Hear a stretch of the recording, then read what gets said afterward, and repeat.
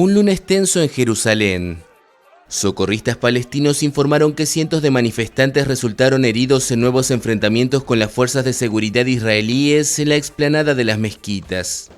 La policía dijo por su parte que 9 agentes terminaron con lesiones. Cerraron todas las puertas, solo los heridos pueden pasar y siguieron disparando gases lacrimógenos a mujeres y niños. El fin de semana ya había estado marcado por disturbios que terminaron con cientos de heridos. La reanudación de los enfrentamientos coincide con la celebración, según el calendario hebreo, del Día de Jerusalén, que marca la conquista de la parte oriental de la ciudad por Israel en 1967.